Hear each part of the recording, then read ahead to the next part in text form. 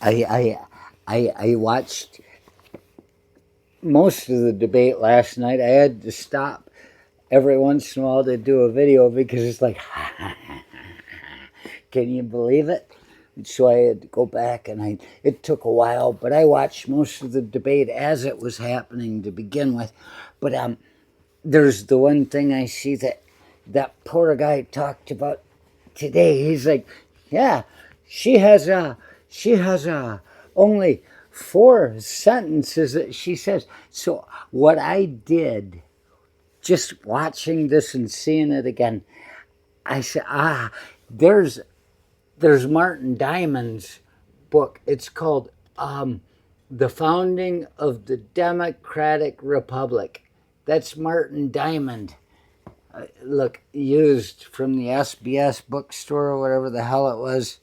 Ned's. It was in East Lansing. But so I grabbed this book. He said, she just keeps saying the same 4 things over and over again. And so what I did, I grabbed it and I opened it up. And look, I didn't expect this. It's filled with my highlighting from things that I found important. And so what I did, excuse me, I looked at these places that I had highlighted, and I could have just kept rolling through, but evidently it didn't mean enough to me at the time. So I get 4 sentences out of this.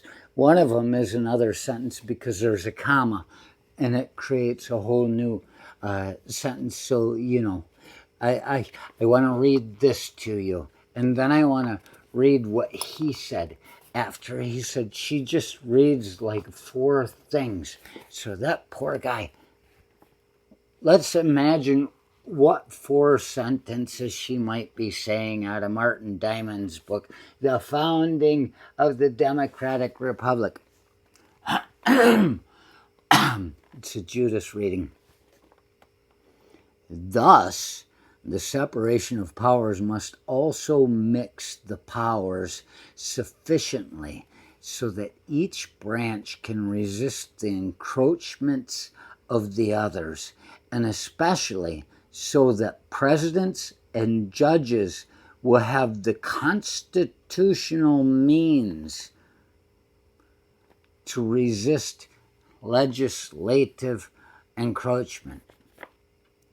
But it is not enough to equip the executive and judicial branches with the constitutional means to check the democratic legislature. They must also have the motives, that is, the will to resist and lead popular opinion. Oh my good golly. That just sounds exactly what he's saying. If you're a megalomaniac and you hear what I'm saying and you're going, I hate you. No, it means you're too stupid to understand what I'm reading to you. You've got an IQ just like him, right around I-75 or 75. It goes from the top to the bottom, and there's no place you're safe. Remember, an IQ 100, I think it's the Wechsler. It's Stanford Binet is in the middle point at 110, I believe. But 100 is average. You get somebody down around 75, that takes you into the mentally retarded is the word they used back then.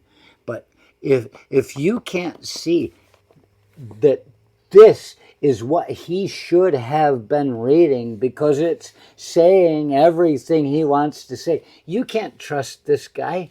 It's just a book.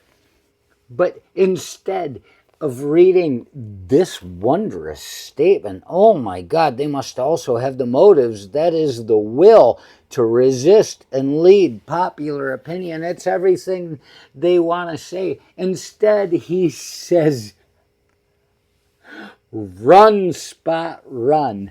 I guess that's as far as his reading got right after he finished the Bible.